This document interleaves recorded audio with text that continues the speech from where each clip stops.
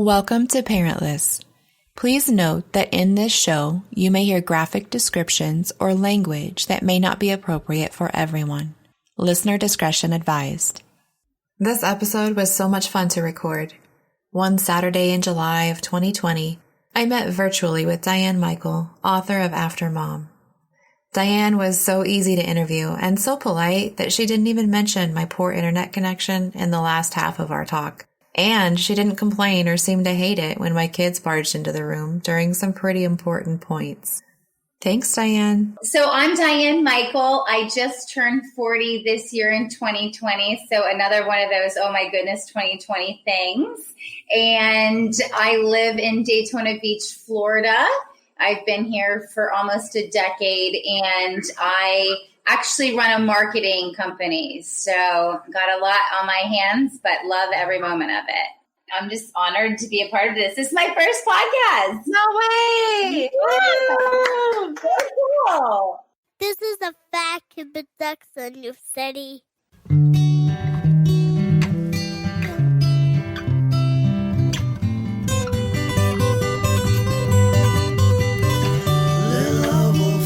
That makes me sad comes and goes by. Could wrote the book of Joe instead. Oh, to go now. Heavy eyes, so help me make this bed. Oh, to know. Tell me what it takes. Welcome to Parentless. I just always enjoy people taking time out of their day to come and hang out with us. So thank you again. Yeah, thank you. So who died for you? Who was your person? So my person was my beautiful mother. She, bless her soul, was only 46 years old when she passed. And So young. So young. And this was back in 2000. So it's been 20 years this past January. So I celebrated the 2 decades, which was weird. And it's also weird coming up into the time frame, into the decade that she passed. So she was 36 when she was diagnosed with breast cancer. And that was a hard year for me too. But yes, her name was Janet, and I miss her every day. I like your explanation within your book of how you weren't even thinking about how she was feeling because you were kind of into yourself. And I really relate to that a lot. Yeah, it was interesting going backward and thinking about her being 36, because when she was 36, I was 10. When I wrote the book and I really invested in time of putting myself in her shoes, it was so eye-opening to think of me at 36 and then her at 36 and how much time had changed during that time frame, and then wondering how she felt, being a mom and being a wife and being a daughter and all the names that she had, and how she was able to really balance all of those things under her diagnosis. And it really helped me, but it also hurt because it was like, oh, I was so upset. And I was in my own little 10-year-old world going, my life has just changed and my childhood is pretty much just ended. And it was all about me. It was a moment of grace and sadness that I had, that I didn't have the ability to understand the feelings that I could have been there for her.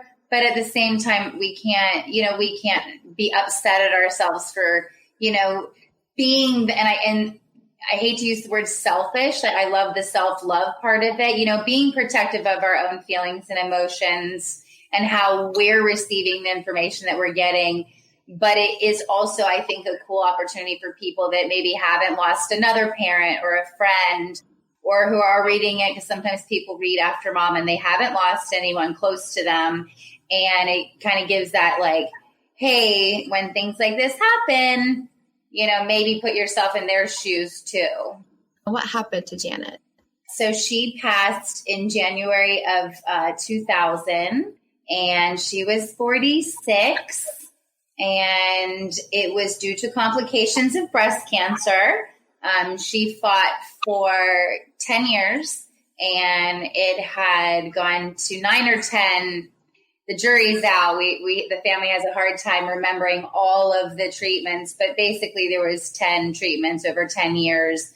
And I mean, she went through everything: lumpectomy, a breast taken off. She was she did bone marrow transplant. She was like in a bubble for a month. I mean, she was quite the trooper and quite the cancer soldier, but unfortunately her body couldn't take it after 10 years. Much. So she never had a time of remission within the very short periods of time. Yes. Very, very short periods of time. 6 months to a year would be the longest. She actually had the BRCA1, BRCA2 gene. So she had both of the genetic genes. And so basically that gene, it keeps coming back over and over and over again. So unfortunately, we didn't know that until the very end. And even then, they didn't really have a lot of treatment. She actually went through experimental treatment that has helped save the lives of thousands and thousands of people today. So from her going through that, she was able to help people? Yeah. Excellent. Yeah. Good. Yeah. So I can't even imagine her having to fight so long for 10 years and keeping up the strength to be a wife and a mother and a fighter. So I imagine you probably would have gained a lot of strength from her and watching her do that. And is that true, number one? And do you feel like that has kind of led you on your journey? Yes, definitely. Good question. I definitely gained strength because I felt like I had to. At such a young age, I didn't want her to see that I was upset about it because she was one of these suffering silence humans. And then I'm going to get a little emotional because we do these things and we go backwards. But even on the day of her viewing, my father told me, "Don't cry. This is a celebration of her life. We want to welcome everyone in. We want to make everyone feel comfortable." And so, am I strong? Yes. Is it something I want to be? No, because it reminds me of the times of, when I really wish I would have been emotional. And it has led me to become more open and real. And it's led me to write about it and to do my best to share my message with others. I really like that. It reminds you about the times that you weren't emotional. I feel I really relate to that as well. My mom's only been gone for about 5 years, but my dad has been gone for more than 20 years. And so I think I spent a lot of time probably not dealing with it. So that's what led me to start this. And I'm glad to hear that I'm not alone. Well, and I am not looking forward to the day. My father and I are really close. I can't imagine your situation. I mean, being parentless, and I hate to say the motherless daughter. Someone said to me in post, they're like, "We're not motherless. We still have mom and dad," but it's like, but we don't. But you having both parents, I just send you a lot of love. And that's every day is a challenge that we don't even realize that we're going to walk into because we don't have them in our lives anymore. So just lots of love to you, Stephanie. It's been really helpful to just spend that time and reflect and try to start remembering. So this project is really making me do that. That's why I liked your book so much, is because you do have the dig deepers and you have, you really have to do some work. So as much as I don't want to, I'm excited to get into your book. And thank you so much for writing it. Well, take it slow. It took me 18 years to write it. So, take it very, very slow. I went through a lot of coaching and self-growth work and kind of took the pieces that really resonated with me. I took those and put them all together. And it is not easy sometimes going backwards. And all the time I'm reminded of things that I completely forgot about. And it could be as simple as, why have I always been attracted to the beautiful sugar cookies at the grocery store that are free? I've always been attracted to them. Well, that my mom would always walk me over there before we went grocery shopping, and she allowed me to grab one. And I was so young, but I've always been attracted to that color cookie. And it wasn't because of the taste, it was just the color. But my mind, my five senses didn't remember the whole picture. And so when we do dig deep and we do take time to go into the world, that it's like the fight or flight mechanisms, and it's the protective. Our brains are so smart. And when we're going through a lot of pain, sometimes the emotions are buried because we are doing our best to survive, the survival method. And so when we kind of go in and open up, and a lot of people, it's just too much because the wounds are so deep. And I get it, because even to, just being emotional right now, I mean, you just don't know when it's going to happen, when a smell is going to remind you of their cooking, or your kid falls off a bike and you remember when your father picked you up. Stuff like that. You just don't know what's going to happen during the day, and you have to decide if you want to open up and if you don't. For me, it has helped me from a personal standpoint being more healthy overall, because I feel like when I wasn't addressing the pain that was buried, I was self-medicating and, not really living a life that I was 100%, who's ever 100% positive, 100%, but like I wasn't happy with the way I was handling a lot of the stresses and emotions that I was that were buried. So what made you, was there a specific event, or like what triggered you to start to want to be on this process? Well, I started on the growth work when I was 26. So it was 6 years after she passed. And I just met an amazing woman who took me through a coaching program. And then it really snowballed into another program and another program, reading lots of great books and investing in me and my health and my mental stability. And a lot of triggers kept going back to her death and the 10 years up into that death, what had happened with, the way that I reacted to my father and my brother and my friends and my schoolwork and my decisions and my lack of decisions. And then writing the book was just, I was done. I was fed up. I just felt like I was always a writer. When I was a kid, I was a writer. In my career, I'm a writer. So I just decided to put pen to paper and see where it went. And it just blossomed, and it took about 3 months, but it was that 18 years of work to get there. But it all came out pretty smoothly, and that's why it's such a quick read. But I always tell people, go real slow, because, I really want people to experience what I experienced through these Dig Deepers. So. Well, speaking of digging deep and dig deepers, tell me where that phrase came from and why you came to pick that. Another great question. I don't remember. I can tell you the name after mom. So, as I was writing, I knew I wanted to call them insights instead of chapters, because I thought that it was insightful to go through this process. I didn't want it to be a book. I wanted it to be more a workbook. And, there was 100 different thoughts in my head, and I just kept praying to her and talking to her and saying, please guide me to what would resonate with people, because I wanted something that would just really just immediately, when I saw Motherless Daughters, decades ago, I immediately went right to it at the bookstore. And so, I woke up at 2 or 3 o'clock in the morning one night and said, after mom, that's it.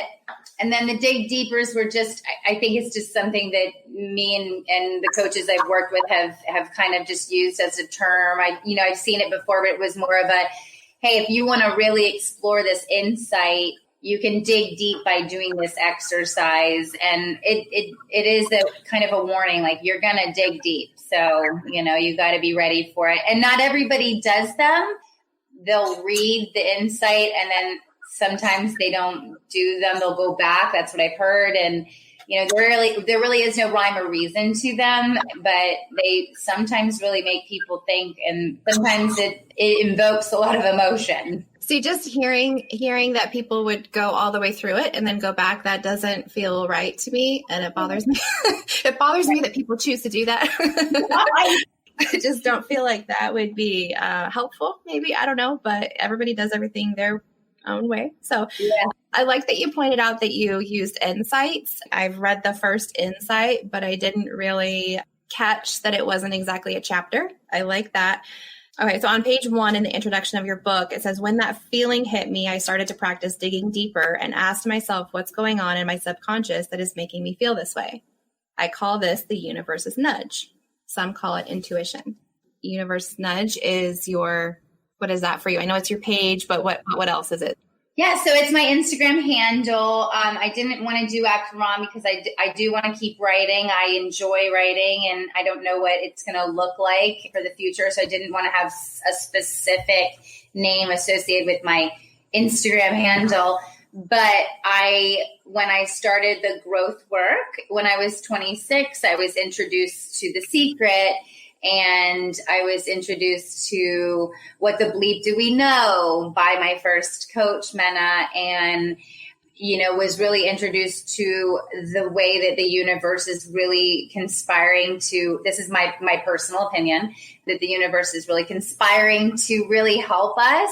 I grew up in a biblical home and have read the Bible many times and studied world religions. And I just feel all of it is love and all of it is universal.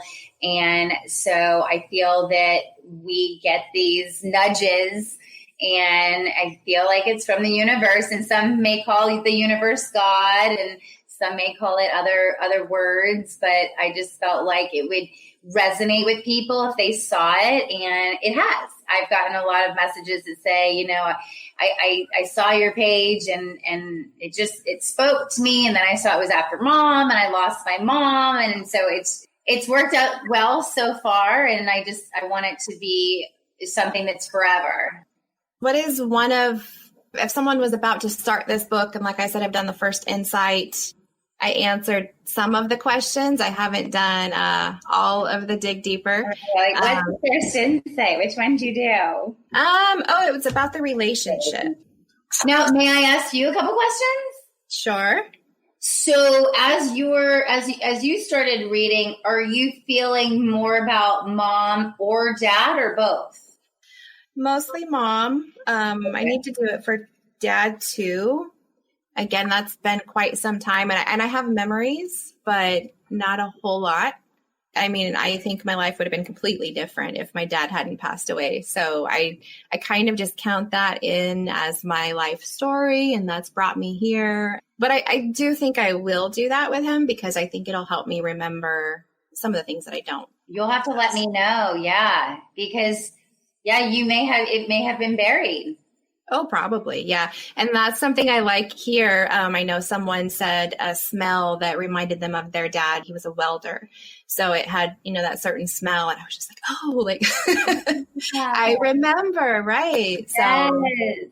My best friend lost his mother when he was 5, mm-hmm. and he knew this perfume smell, but couldn't find, how do you only know the smell and then you find it.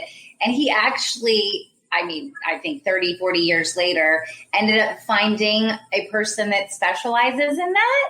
Oh, wow. And they started talking, and he found the exact perfume, and he put, he has like a watch, jewelry thing. And, uh-huh. And when he's feeling really special, he'll whip it out. But he was 5.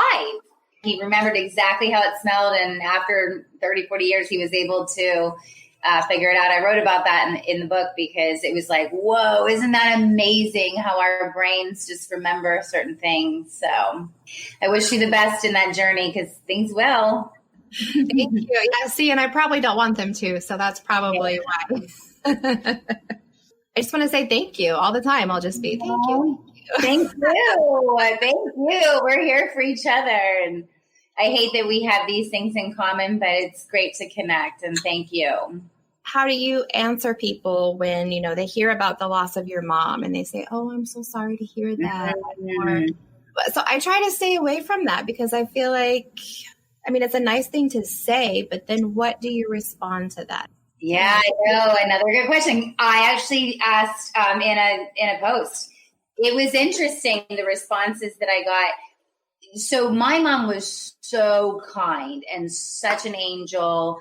I really lucked out in the mom lottery. So when people would say, how are you doing? She may have just come off of a chemo treatment and she'd say good. And she always had a happy face, again, suffering in silence. But one day I was with her and we went out to lunch and the hostess greeted us. Hi, how you doing? Good, fine. Then we sat down and a person came by and said, we're going to get your drink order. How you doing? Good, fine. Then the server came over and said, hi, how you doing? She goes, that's it. I'm done. Do you want to really know or do you want to know? And the girl just looked at her and I had never seen her like this. So I was a little shocked. And she says, I just came off of cancer treatment. I'm dying. I'm only 44 years old. It was a couple years before she passed. And the girl, she was a young lady, just sat down next to her and listened. And it was a beautiful moment because my mom opened up about how she was really feeling. And I had never seen that before. So I can understand people that don't, and that's kind of like a sister thought to this. But when people find out that mom's passed, it's 99% say, I'm so sorry. And then they want to change the subject right away. And I usually don't even acknowledge. I kind of go right into, I'm very blessed. I had a very good, again, it's that I'm trying to make them feel better about the situation that happened to me. And I think that is from the programming that happened from, childhood and then especially at the viewing where we make other people feel better. But the post that I put out was really interesting because people do get really angry about it. And I think that's valid. You didn't do anything. You didn't know me. You didn't know anything about it. It's a tough one. I certainly don't say it to anyone. That is definitely, I always ask questions because my mom wanted to talk about that was her life. Her life was to fight cancer. And so when people would ask her, what'd you do and how are you? And, she would talk about her doctor's appointments and what they would say. And then they would very quickly change the subject. And she wanted to talk about her day. And so I found that what I do is that I'll say, oh, I'm sad to hear that. How did that happen? How long ago was it? Do you mind me asking how? And then, and how do you feel that you're doing? And so I like to talk about it, but I'm more comfortable than most people. Most people are very uncomfortable. We'll be right back. If you have a story you'd like to share, please give me a call at 623-396-6069. You don't even have to talk to me if you don't want to. You can leave a voicemail. You can send me a letter at parentlesspodcast@gmail.com. Thanks again for taking the time to stop in. Right before COVID hit, I signed up for a grief coaching certification program because it's like, okay, what's the next step for me here? And through the followers on the Instagram page, it's clear that there's just not many outlets. There's a lot of different options out there, but real specific with the loss of mom, or mine is going to be very much geared towards the loss of mom. I just feel like practice what you know. And, and I learned so much about statistics in society and how, and how we react to grief and how people really just don't want to talk about it. And it's so sad because we all go through it. We all have different forms of grief. And I feel like people, and I hate to say get healthier, but it feels good sometimes to get it off your chest and to be heard by people instead of someone just going, oh, I'm so sorry to hear that. So how was Sunday night football? So it's just, sometimes people just need a little bit more, and people, I hope, become more accepting of uncomfortable situations, because they really shouldn't be uncomfortable. It's just two people talking about the love of somebody that's no longer there. Just to break it down here, an acceptable response possibly, instead of saying I'm so sorry, would be, that's sad to hear. Is that what you said? Personally, I say, I'm so sad to hear that. Lots of love to you. I always say lots of love to you because it's my thing, and how, you can say it for almost all of it. Like, it's lots of love to you. And then I usually ask how, and I usually go into it. And I'll tell you, not once has anyone not wanted to talk about it. And it's interesting because I'll be with either a friend or a family member or a coworker, and I can feel their body language, like, what are you doing? But 100% of the time, the person, it wants to talk about it, and until it's appropriate to change the subject, we keep talking about it. I like that. It's so interesting to talk to people with this in common. Honestly, because usually it's just things, like you said, we don't talk about. We just move on to the next subject. Yeah, I usually find too, it's such a bond, when you look at someone in their eyes, and that even though no one's situation is going to be exact, the loss of a parent is one of the hardest things that we'll ever go through. One of them, but it's pretty high up there, and when you can look at someone in the eye and know that there's unfortunately that common bond, it bonds you. And there's always a couple tears. There's like 90% couple tears, whether it's a guy or a girl, there's usually just a couple tears, and then there's usually a hug. And I just feel that that's what humans are here to, we're connected in many ways. And I just feel like when we open up to each other about these hard things, that it kind of breaks down layers that may help for other things. It's interesting that you said that you signed up to start your grief class. Yes, and I graduated. You already did. Yeah, so it was virtual anyway. Yeah, it was virtual, and I tried to get out of it because of COVID, and she wouldn't let me. And I'm glad that she didn't, because it really kept me focused. And so I'm putting my program together right now. But yeah, it's just that next step of, okay, after you're done reading the book, if you really want to dive into really digging deeper, what does that look like for you? And more instead of it being a workbook, more coaching. So what I learned in the program is that counseling is going backwards and coaching is present forward. Oh. So I'm going to be kicking off my beta test here soon, and she's out of Australia. Awesome. Yeah, so that'll be interesting. So details at 5. Counseling is going backwards. Coaching is going forward. Present forward, which will be tough because to go forward, you kind of have to get backwards. But a lot of after mom, I think, is going backwards. So, from where the grief part is going to take place, it's going to be asking questions of present and forward. So, and being a grief coach, not a counselor, right? What tips and tricks do you have for somebody who's wanting to get started or needing that first step? There has to be a desire to make a change, and there has to be a personal commitment to say, this isn't working for me anymore. And it doesn't mean that you're going to heal. It doesn't mean that the loss is going to be less painful. It's very much like working out. You're making a commitment to your personal or your internal mental health.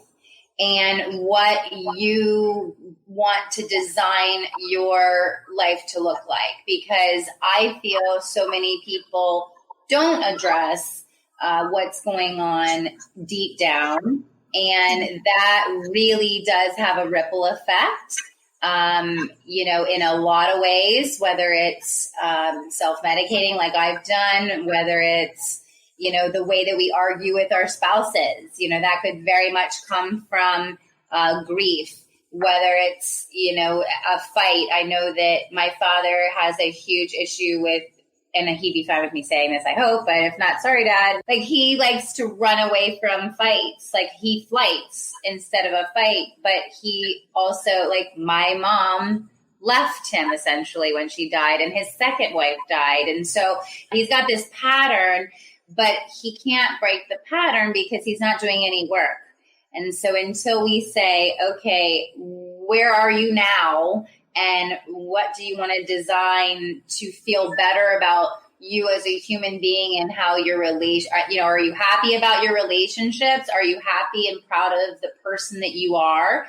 And if you're not like, yes, then grief coaching or some kind of counseling or coaching could be an option for you. But most coaches, the commitment is the commitment. So even this coach that I got certified from, I mean, she was like, you made a commitment and you're trying to get out of it. And I'm like, okay, well, it's COVID. So I got a little bit of difference, but she's like, no, you made a commitment and you need to stick to it. And I'm like, okay, I'm going to do that. Now, I wouldn't personally do that with anyone I worked with because they have to want to do it.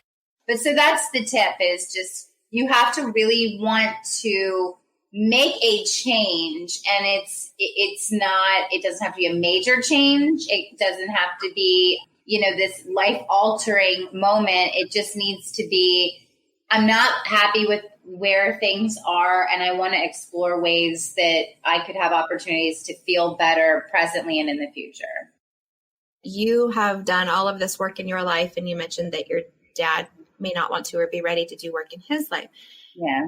How do you guys get along? I would imagine that might be a little, you can see what you need to do to increase your life and your quality of life, and seeing maybe somebody who's not open to that. Is that hard for you? So good to put great interviewer. We did not get along when I was in high school. I was also trouble and my mom was sick. So that was bad. So sorry, tell me one more time. You did not get along in high school. Did not get along even in childhood. Just, I was not the easiest kid, and I gave my mom problems, which was his number one priority. And so when she was passing away on her deathbed, she said, I need you to take care of your father. And I didn't know what I was promising and committing to. But I became his rock and he became mine. And, because he was 46 and it was a month before I was 20. So I was 20 and we became the best of friends, fortunately, because we both very much needed one another. He remarried, so I felt comfortable pulling back and allowing her to really be his rock. But then she ended up with pancreatic cancer. And so I had to come back into the mix, and we're thick as thieves. We do not have a typical father-daughter relationship. It's more of a friendship because of the younger years. There wasn't that daddy-daughter type of relationship. So we really formed a bond after mom passed as adults. His way of thinking about coaching, counseling, even medication has always been, he was born in 1953. He kind of comes from the, we're tough men and, we can get through it. But in his 60s, he started to soften up a little bit and has been proud of my work and doesn't roll his eyes at some of the things I say anymore. And he definitely asked me my opinion on things and thinks some things are wise and thinks some things are kooky. But fortunately for me, it's been a very positive experience when there are very much two schools of thought, for sure. we respect one another. So that's good. So it would definitely be safe to say that, your mom's passing did cause you guys to come together. Yes. I looked in the back of the book today, and I'm so glad I did.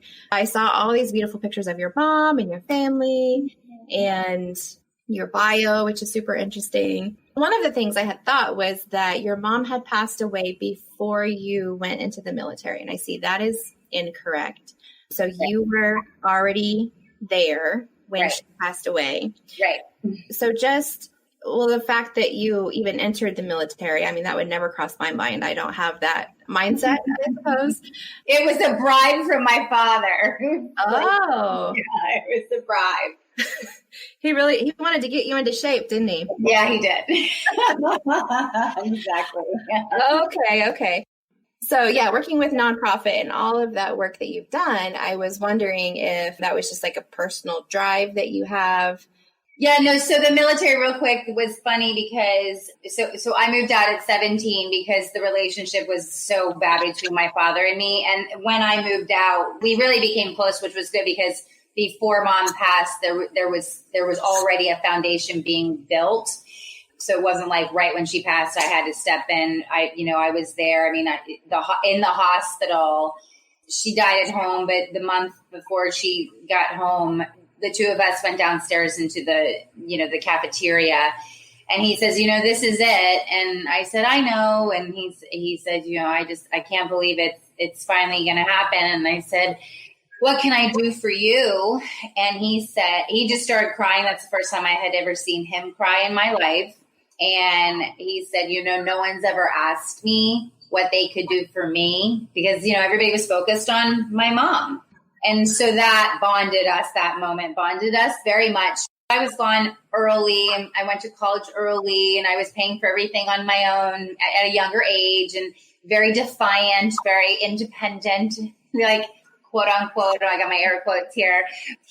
For my 19th birthday, he said, what are you doing? You're working full time. You're going to school for full time. Like, you can't keep this up. And what are your thoughts of the future? And I said, I really don't know. And he said, well, maybe you should think about the military. And I said, that's crazy. I had a brother in the military. And I said, you already got one kid there. You don't need to. And this is my 18th birthday. I'm sorry. So it's 1998. And so it was before 9/11 and it was peaceful time. And he said, you don't have to join full time. You can just be in the reserves. You go 1 week in a month, 2 weeks a year. You travel the world. And I thought, oh, that is interesting. But no, not me. And he says, well, I'll buy you a car of your choice. And I'm like, that might be something I'll look into. I was driving like a VW Fox that was just beat up and, and I was 18 and I wanted a nice car, but I looked into it for a year and I joined. And unfortunately I had to go over to Kuwait and Iraq for a year in 2003, because even though you're a reserve, you get called up. But the nonprofit thing happened the universe. I so believe so strongly. I always was with my mom every Monday night. So I went to her house on Monday night because I had moved out. I went to her house on Monday night and we were having dinner and I went to throw something away and there was a Making Strides Against Breast Cancer postcard in the garbage. And I pulled it out and I said, what is this? And she says, oh, I'm on that list. I get stuff all the time. I said, but this is the first annual walk. This is in the Tampa Bay area. And this is in 1999. So this was their first walk ever. And I said, no, we got to do this. And she said, I'm not doing it. And I said, well, I'm going to do it. And so I contacted them and said, this is my situation. I'm 19. I was working at the Men's Warehouse selling suits and going to school full time. Like I said, what can I do? And they said, well, how old are you? And how old's your mom? And she says, do you mind if I come see you? And then the girl left the office, came to see me at Men's Warehouse, brought me all these posters and buttons and recruited me to be their public relations volunteer. So I went into this beautiful office and there's all these young, beautiful girls running around and they were teaching me how to talk to the media the day of the event. And I'm going through the training and I'm looking around and I said, so you guys are all volunteers? And they said, no, you're the only volunteer here. We get paid. And I said, how do I get to work for the fight against cancer? This is amazing. And they laughed, and I volunteered, and my mom actually ended up going. She told me the night before that she wanted to go. So we had to like rush around and get her. That's in the back of the book, I think, a wheelchair, and they put a sash on her with to make her feel like Miss America, like all the survivors. Aww. Yeah, it's super cute. But that was the October before January that she died. And so between October and January, I had started volunteering for them. And they said that if a position opened up, they would let me know. And 2 weeks before she died, an admin position opened up. And so I was taking her to dialysis 5 days a week at that point. And so I took her to dialysis, and then I was going to my interview. They all knew me, but it was like an official interview. And my mom was interviewing me like, all right, Diane, you've like gotten jobs just because you've walked in and gotten them, but they're going to ask you real questions. So I'm going to interview you. So she starts interviewing me while she's got dialysis running in and out. And I'm so glad she did, because I'm telling you, a quarter of the questions were asked during, and I got the job. And, this was like on a Wednesday, and on Thursday, I found out I got the job, and they wanted me to start that Monday. And she told me on Thursday that no matter what happens, that I have to go to work on Monday. She died Friday. And so my first day on my job was the day of her viewing. So I had to go in a black suit, and everyone's like, how's your mom? And I said, she died on Friday. And they're like, why are you here? I was like, you told me I had to come. So I took Tuesday off, and then I went back to work on Wednesday, and then I worked for them for 4 years and raised millions of dollars for the fight against cancer. And then that escalated into other nonprofits, and it was such a universe thing because I didn't know what I was going to do with my life. And it really was a good fit for me. It really taught me so much. And I had therapy through it. You know, I was able to really work with survivors and work with daughters and work with brothers of people that were ill and fighting. So it really it was so rewarding. I feel so honored and blessed. I'm sure they were happy to have you on their team as well. You did a lot of good work for them. Yeah. That's interesting that your mom wanted you to go. No matter what. You have a picture in the book also of this last Thanksgiving that you didn't realize it would be her last one. And you said that you felt that she realized it would be her last one. Yeah, for sure. Want to talk about that Thanksgiving? Yeah, she, because she was sick, we really didn't cook. She didn't feel well. So we really ate out almost every meal, which I know is not good, but that's the way it was. But she always did the Thanksgiving meal. So that was a big deal for me. So I had said something to her that year. I said, I'd really like to learn how to make the turkey. And she said, okay. I had gone out the night before and it was early, and she's saying, you got to be here at, I don't remember, it was early. Like, I guess it's a long day. I'm like, I didn't realize I had to be there that early. It's not at 6 o'clock in the morning. And she's like, do you want to make this or not? And she never really rose her voice. So that's why I feel that she knew that, because she was like, you asked for this. Do you want to do it or not? And was kind of bitchy about it, if you will. Mm-hmm. And I remember feeling that energy and going, yes, I'll be there. Yes. And so that was very special. I don't remember how to make a turkey, but it was very special that we had that time and that day together. And looking back at those pictures, you can tell she wasn't feeling well, and she wasn't telling anybody that she wasn't feeling well. Where was she at in her journey at that point? Was she still getting treatment at that time? So I don't believe that she was getting treatment at that time. The end of December, it's foggy because we didn't celebrate. We only celebrated Thanksgiving and birthdays. We didn't do Christmases and Easter and all that. I do personally now, but we didn't. I can't remember if it was Christmas Eve or a couple days before. My dad does because he was with her, but she had a seizure and he rushed her to the hospital, screaming at her the whole time, don't you leave me, don't you leave me. And that's a horrific story to hear.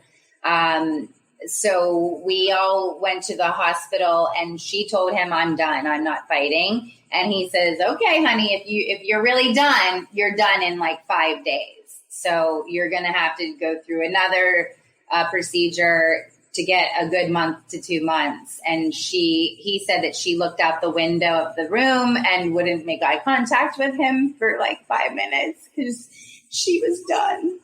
And I can't even imagine what she was going through, because she had told me and my brother that that she knew that we'd be okay. She was more worried about him, but she was tired. Mm-hmm. And so she ended up doing the procedure and then dialysis 5 days a week. And so she died January 28th. So she had 28 days, which were beautiful because she had a lot of secular friends, and a lot of friends, and friends from Hawaii flew in, and her family from New Jersey flew in. And so everyone got to come and say goodbye. So. And what a decision to have to try to make. I know my mom, she had cancer twice as well. And so the first time she received treatment, the second time was 12 years later. And she didn't feel like she wanted to do that. And so, all of her kids were grown and married. And so she felt that, we didn't need her anymore. But I remember, we would go to the doctor's appointments with her, and she would kind of ask him all the options, because I think she probably felt that we wanted her to choose treatment. But I was glad that I was able to tell her, like, you need to do what you need to do. Like, don't ever try to do this for what you think anybody else wants, because we're not going through it. I mean, right. We're here, but this is not us. And she had already done that once, so she knew she didn't want to do it again. So your mom, I can't even imagine. She was done, but she chose to fight a little bit longer for you guys. Yeah, they're all fighters, even if they decide that no more, and that's a hard, we can never understand that until we get in that position, and hopefully we never will. Mm-hmm. So. Do you want to talk about religion at all? I don't know. It's just interesting. Of course. So what did you grow up as? So family was Presbyterian, but was taken out of Sunday school very young, at about 5 years old.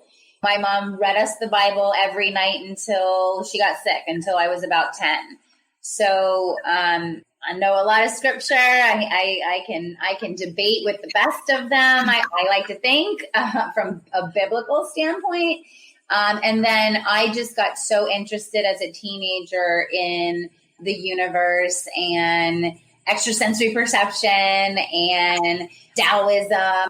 I did some classes on world religions, and then I've just really educated myself as much as possible personally, and always looking at other thoughts and views. And I think it's fascinating. My mom died with the thought of 100% she's going to heaven based on John 3:16, where you're accepting Christ into your heart as your savior.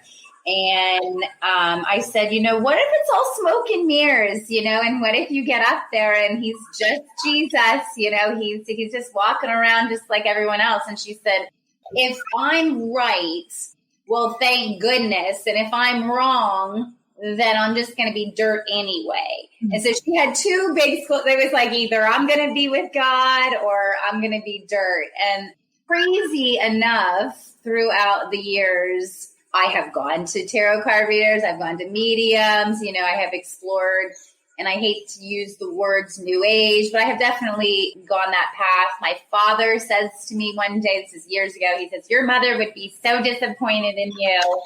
And I'm like, I don't think so, but thanks for saying that. It's like, whoa.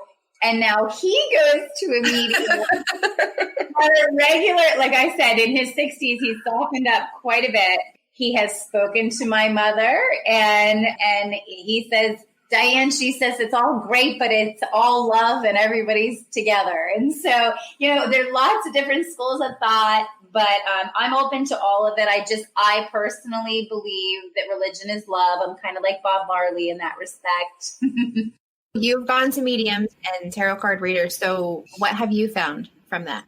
It's really hard talking about mom with them, for sure. Really hard, because it's interesting with me with talking about my mom, in a situation like this where I'm ready and I'm prepared, I feel good. When it comes out of nowhere, it's like I'm being exposed. I feel exposed, and I have control issues. So there's a level of, I don't know if I want to expose these issues. But she has definitely come through, and it's been pretty simple because I don't explore questions, but she's very proud of me. That's what she said. For years before the book, I decided no pictures of her in my house. I decided I didn't want to talk to her. I didn't want to pray to her. I took 2 days a year, the day of her anniversary of her death and her birthday, to honor her. And those days were crushing. Like, I would watch videos and I'd read all of her cards, and she wrote me a journal as she was dying. So I would go through that. And so while I was writing the book, I really needed her to be with me. And people think it's kooky. I mean, I have a grandmother that absolutely thinks this is like demonic, which is her choice, but I brought her into my world, and she started to talk to me. I mean, I felt like it was a miracle. And it would be the strangest thing. Like, I would sit there and have writer's block, and then all of a sudden I would hear a cardinal just chirping so loudly outside, and it would remind me of where I was and where I needed to go and what I could say that would help the reader and not me. And I felt throughout, even it's great. So the book, even this is her writing at the top. I had my friend who's a graphic designer take a letter that she wrote me and took all the letters and wrote that so that she would be a piece of it.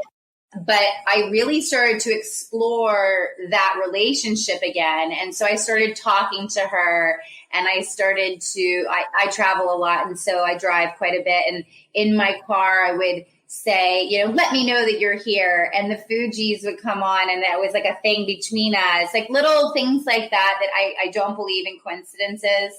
There was a pear dessert that my father and I loved so much that she made us, but she left the recipe at a home in Pennsylvania. We could never find it online. With all the recipes we can find online, we could never find it. I had a chef that I, said, this is what it is. This is the texture. This is what it tastes like. When my father and I sat him down, and he couldn't make it. And then finally I just said, Mom, tell me, guide me. And I am not kidding you in the least that night I went on Google Images, found exactly what it looked like, called my dad, said, you're not going to believe this. And it was the recipe. So I feel that, and I read this is not mine, but I have read that they're as far away from us as the length of a piece of hair. So they're like right here with us. And so if we can, and this is kooky for the listeners that, might be like, oh, this is new age. Hey, it works for me. And so if it works for me, it's my life and I'm happy about it. But the more that I bring her into my world, the more that I ask her questions, she comes to me in dreams. I can't find something, she's my angel. And it's really a beautiful relationship because it's so different from what I was programmed, trained, read about as a child through the Bible.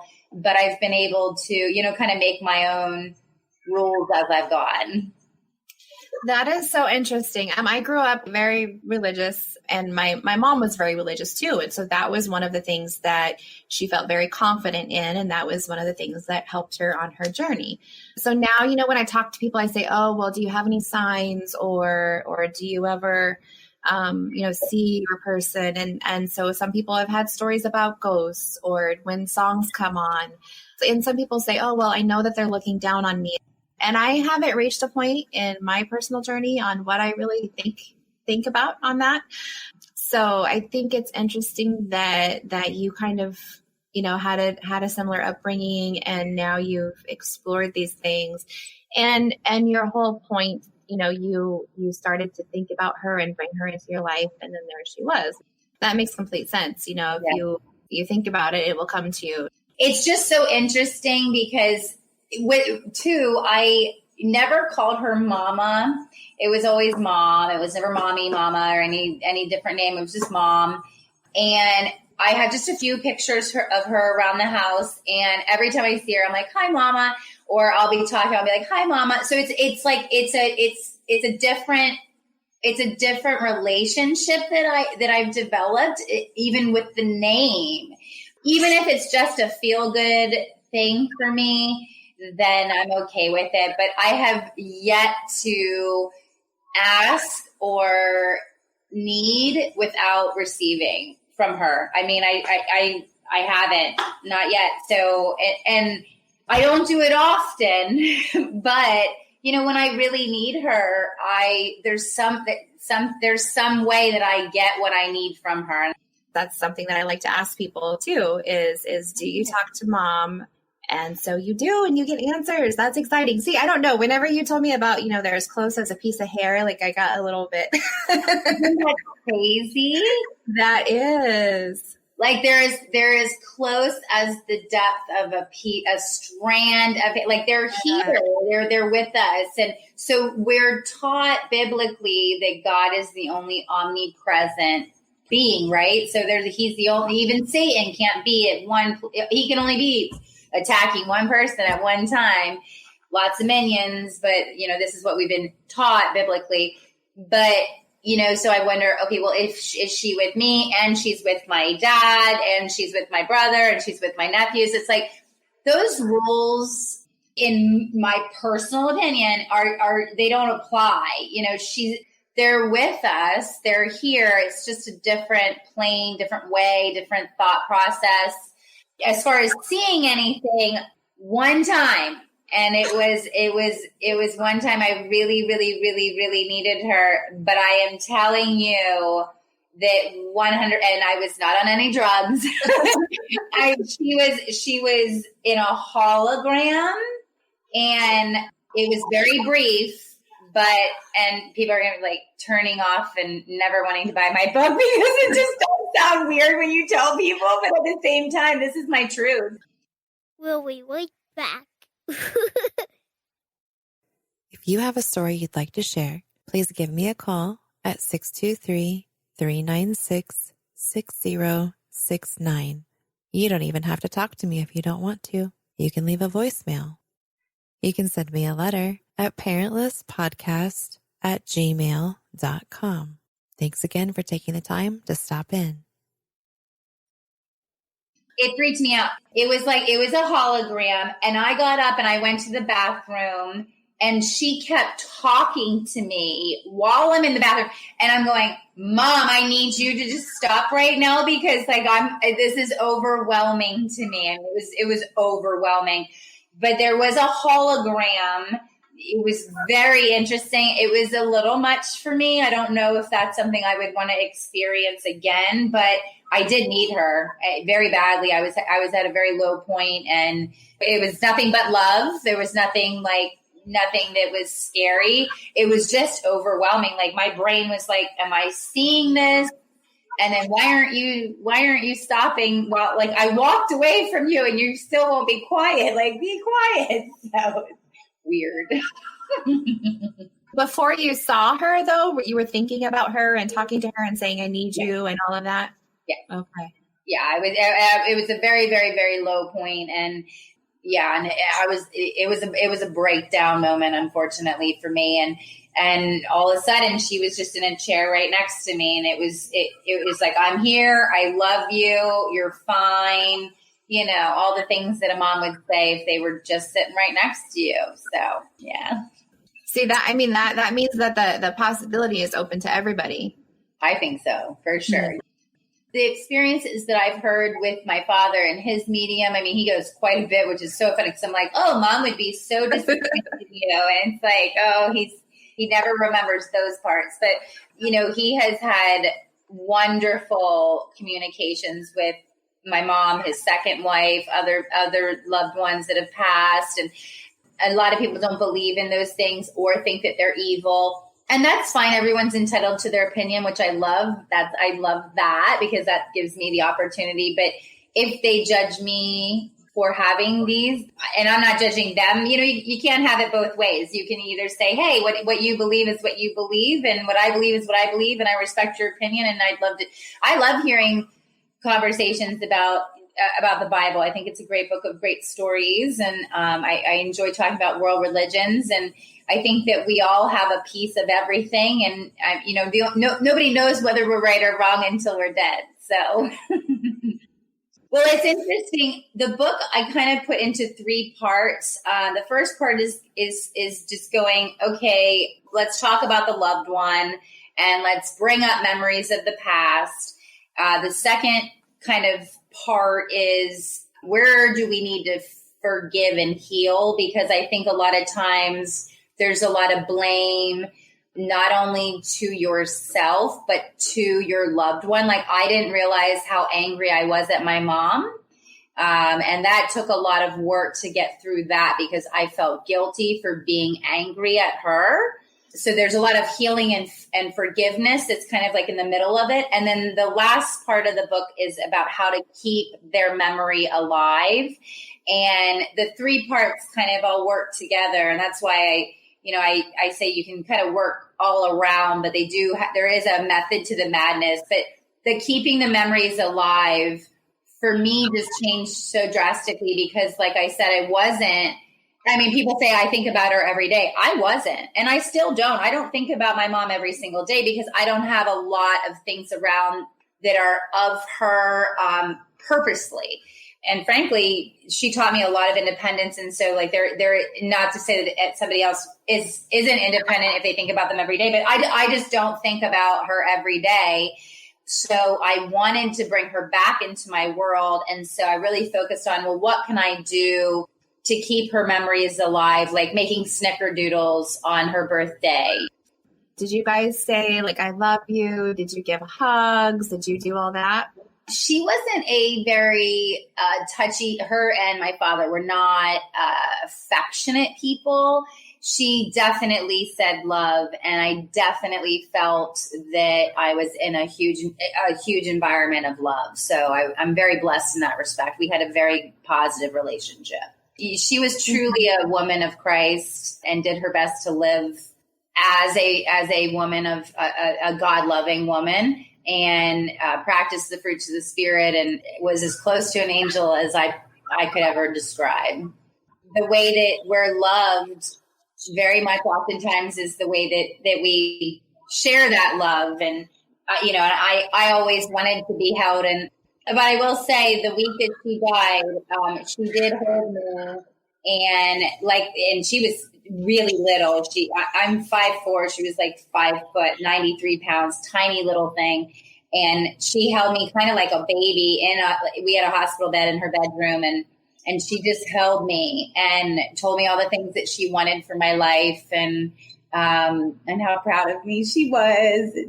And that was, probably the only time that I can really remember a real embrace. And it was the most important, I guess. I'm glad that you got that time with her. Yeah. We talked about where she passed away. Where were you and where was she? So she was in her bedroom in a hospital bed.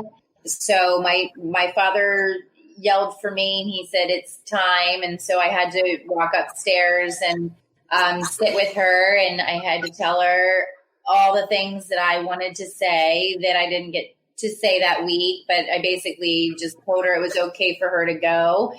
It was not a pretty sight. She was having a hard time breathing. Her eyes were black. And then I wanted to get out there. I wanted to leave as soon as possible. So I went downstairs where the rest of the family was, and my father was with her when she passed. And I was doing dishes when he walked down the steps and said she passed. And then that day, family went out to dinner, and then, it was a weekend of just surreal moments. And then Monday, like I said, I went to American Cancer Society, and Monday night was the viewing, and it was absolutely beautiful. She loved Lion King. She loved The Little Mermaid. She loved Phantom of the Opera. And so we were playing that music. Her best friend was from Hawaii. So we all wore original orchid leis that she flew in from Hawaii, and we made it a celebration of life. And it smelled like roses and flowers from like, the parking lot. It was amazing. So interesting experience, but fortunately it was positive. I feel really blessed because so many people just lose people and they don't even have the time to say goodbye. So I just bought this beautiful new 1928 Craftsman in my mind today. It's a 92-year-old home, and I've always bought condos, and so this is my first home, and I wanted her to be here to see it, and I didn't know that 6 months ago. And so, every time something happens where we want mom, we don't have her, and we can't just pick up that phone call and, call that minuscule amount away and dial her up, and it's just unfair. And for whatever reason, it happened to us. But yeah, I haven't healed completely, but I feel better. And I'm not feeling like I'm doing any disservice to my soul. That's why I finally was like, enough is enough. Like, I need to embrace what has happened to me. And I don't think I was ever a victim, but I was, if that makes sense. Like, I felt I wanted to shift the narrative and wanted to, find a way through myself, helping others. And so I feel like that is just started. What are some of your coping mechanisms? Coping mechanisms. Well, in the beginning, so the first year, I think is just so unknown, right? So uncharted territory. So you don't really know what to do. I, unfortunately, looking back, me going to work that Monday and only taking Tuesday off, I don't think that was very healthy. Am I glad that I did it? Yes. Did I help raise millions of dollars? Yes. All these great accolades, but I don't think that I really processed anything. I think I really pushed all these emotions down. So over the years, the coping mechanisms that I developed were on Mother's Day, I write her a letter and I tell her, all the things that I did in the year. I used to take the day off from work and, have that time where I went through all of her pictures and cards and videos. And now I don't take it off. I celebrate her in different ways, like making a favorite meal, or I used to go out with girlfriends and just talk about all of the things that I loved about her, and they would allow me to do that. And we would do that with their parents that unfortunately passed too. There was a group of us that all had parents that were gone. I journal quite a bit. I'm a writer. I have had my time of drinking, where I, just so unbearable that I just wanted to self-medicate. I don't recommend that because, that could spiral.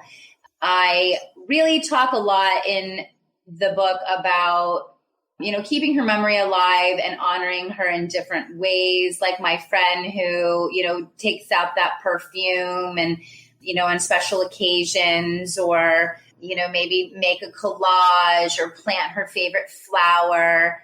But, coping's tough. I mean, I think that if you can talk about her as often as possible, I think it helps. Even if it gets to a point where frog in your throat or crying and tearing up, like I have multiple times, like, I don't think there's anything that we should be ashamed about that. And I think that the more that we talk about loved ones that have passed, I believe the more that we can keep their souls alive. And I think in a way that that's a form of coping. It's interesting what resonates and what doesn't with people. And I wrote a post that just said, keep her memory always alive, or always honor her, something like that, and write her name below. And there were like 200 names. And one woman put, wow, something so simple yet so powerful. Just writing their full name. And Instagram or communities, podcasts, any type of community where you can be around like-minded people, I think is great for coping, because sometimes people feel isolated and alone. And, I'm the only one that's feeling like this type of mentality, but, there are a lot of people that can relate and offer suggestions and be there for one another. Meditation started at 26, and it started through my first coach, Mena. And I think that it has a bad reputation when it comes to workout. It's very much like workout. It's really not for me. If I'm really tired, if I'm stressed out, if I just have a couple extra minutes, I'll just go onto YouTube, and depending on what I am looking for. And so I just needed a little bit more energy. So I just put 15-minute yoga for energy, and then bam, it popped up, and you can sit or lay, and you just close your eyes, and it's guided. Some people don't do guided. Some people just do it on their own. There's no right or wrong way to meditate, but it basically just takes time. It gives your brain time to just stop. And a lot of people say it's when the thoughts come in, to look at them like clouds, and, just let the clouds go by and do the best to find the space between the clouds, because that's where, the brain works so hard, it never stops. And so meditation really, for me, it helps my brain just to relax and have time to, for me, it's just a break from life. And it's, you can have it, guided or not guided. Not guided is tough, because all the thoughts of I got to get stuff done comes in, oh my God, I forgot to go pick up my dry cleaning. Oh, I forgot to make the kids their school project. Oh, I forgot to do, and that's not what it's about. Although that's okay. Those thoughts come in, but then those thoughts should keep moving like clouds. And then you just kind of focus on the in-between blue sky and see what happens. But very healthy in so many ways for the heart, for circulation, for anxiety, for blood pressure. It has really changed my life. And I've dabbled with it since 26, I'm 40, but this year, 2020, has been my most challenging year of my life. And I have done it more than I've ever done it. And it really is helping. I don't know who I'd be if I wasn't doing meditation. But when I say that, I'm only doing it 3 or 4 times a week for 15 minutes each time. So it's not like it's a big commitment either. What has made 2020 the hardest year of your life? So I started the year in end of November. I had a horrible breakup. Just a very heartbreaking, damaging breakup. And then I had a flood. I was in a condo, and the condo above me flooded. And so it flooded my condo. And that was a week before COVID. So that was really challenging. I turned 40, and I think that has affected me. 40 is definitely okay, I'm out of my 30s. And for me, going into it single, I was very much in love, and it's still very painful. I'm still processing it. I don't know when that's going to ever heal, if it will ever, which is awful. My dad had a heart attack on Christmas Day, and then his girlfriend got cancer in February. And so there's just been a lot of, trauma this year. And then with COVID and my business, we're working around the clock, because in communications, with what's going on, you need to communicate, and things are changing rapidly. And so, we're working more, and of course would never charge more. I've also been working out more than I've ever worked out in my life, because I need to refuel that energy that I'm putting out. So there's a lot of positives to this year, but this has been my most challenging year to date, for sure. For sure. So started Callan Group Communications. Callan is my mother's maiden name. It's a marketing company that's 12 years old. It'll be 13 in September. And We do business development and digital strategies. And I'm really blessed because we get to write for the client from the reader perspective. And so, as a little girl, me being a little writer, I was able to turn my experience with nonprofit and my passion for writing into an actual paying job that's done well and employed 4 people, and it's going strong. So it's fun. How can everybody reach you on all the different platforms? Okay, so again, I'm Diane Michael, author of After Mom and Universe Nudge. The best way to reach me is through Universe Nudge on Instagram, but you can also email me at universenudge@gmail.com, and I will do my best to get back with you as soon as possible. You can always order After Mom on Amazon by searching After Mom Diane Michael. And if you do purchase the book and appreciate it, I would love to get feedback and reviews because that helps others to know that it has helped you so that it can possibly help them too. What are some other references or materials that you might suggest? The Soul's Plan is amazing.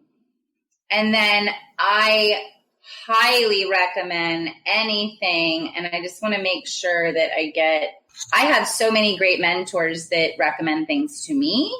And when they do, I always read them and I love to pass them along. I really love the Tao to Pooh. The Tao to Pooh is a book about Taoism, but it's written from Pooh Bear's perspective. It's super simple to read. It's a good life philosophy. It's Louise, Louise, Hay, Hay. And one of the books I've recently read is You Can Heal Your Life. And that's an interesting book. J-Lo actually just read it too. That's not why I read it, but I saw that she read it and I was like, good girl. Cause it's a very interesting, anything by Louise Hay is pretty empowering. And then the Book of Kabbalah is one of my favorites. And it's the mysticism of Judaism. So those are all self-growth books that, are not easy to get through. But when you do, you're like, oh.